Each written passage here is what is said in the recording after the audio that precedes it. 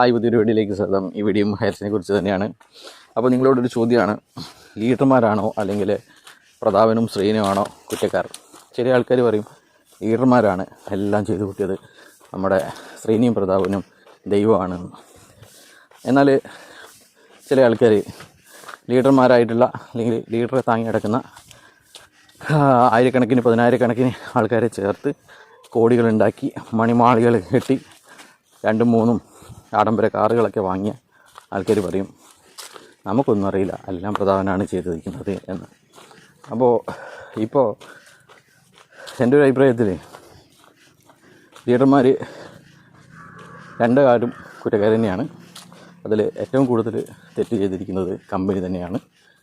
ലീഡർമാർ എന്ന് പറയുന്നത് അവർ വെറും അതിനുള്ള കമ്മീഷൻ ഏജൻറ്റ് മാത്രമാണ്. ഇങ്ങനെയൊരു സംഭവം വന്നു, വെറും കൂട്ടിക്കൊടുപ്പ് ടീമാണ്.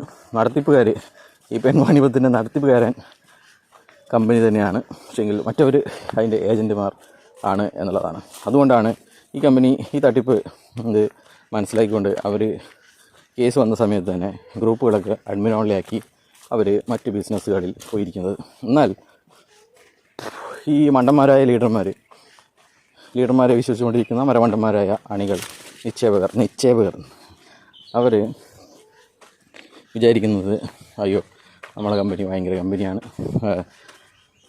നമ്മളെ ലീഡർമാർ ഒന്നും തെറ്റൊന്നും ചെയ്തിട്ടില്ല, അപ്പോൾ നമ്മൾ കുറച്ച് ലേറ്റായി പോയാണ്ടാണ് നമുക്ക് കോടികൾ ഉണ്ടാക്കാൻ പറ്റാതിരുന്നത്, നമ്മളും കുറച്ച് നേരത്തെ വന്നിട്ടുണ്ടെങ്കിൽ ലീഡർമാരെക്കാട്ടിയും വലിയ ലീഡർ നമ്മളായിട്ടുണ്ടാകുമായിരുന്നു എന്നൊക്കെയാണ് ഈ മണ്ടന്മാർ വിചാരിക്കുന്നത്.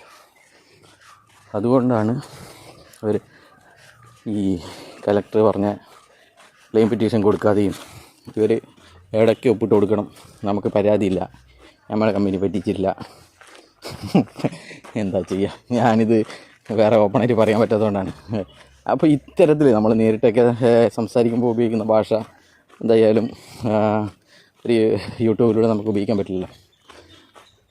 അപ്പോൾ ഈ മണ്ടന്മാരോട് എത്ര പറഞ്ഞിട്ടും നമ്മളൊക്കെ ആയിരക്കണക്കിന് ലൈവ് അതുപോലെ തന്നെ വീഡിയോ എല്ലാം പറഞ്ഞു ഇവരിങ്ങനെയാണ് എന്ന് വെച്ച് കഴിഞ്ഞാൽ ഇവരെക്കുറിച്ച് അറിയുന്നത് കൊണ്ട് മാത്രമാണ്. ഇവരെക്കുറിച്ച്, ഇവരുടെ വീട്ടുകാരെക്കുറിച്ച്, ഇവരുടെ മുൻകാല ചെയ്തികളെക്കുറിച്ച് ഒക്കെ അറിയുന്നത് കൊണ്ടാണ്.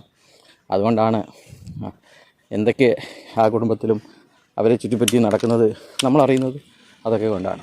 പക്ഷേങ്കിൽ ആ സമയത്തും നമ്മളേതോ അറബിയുടെ കോടിക്കണക്കിന് രൂപ വാങ്ങിയിട്ട് അല്ലെങ്കിൽ ഏതോ ഒരു കുത്തക കമ്പനിയുടെ പൈസ വാങ്ങിയിട്ട് ജോലി ചെയ്യുന്നവൻ എന്നുള്ള തെണ്ടിത്തരം പറഞ്ഞത് അത് അപ്പാടി വിഴുങ്ങുന്ന പരിപാടിയാണ് നമ്മുടെ നിക്ഷേപകർ. അവർക്കൊന്നും 5 പൈസ തിരിച്ച് കിട്ടാൻ പാടില്ല എന്നാണ് എൻ്റെ ഒരു ആഗ്രഹം.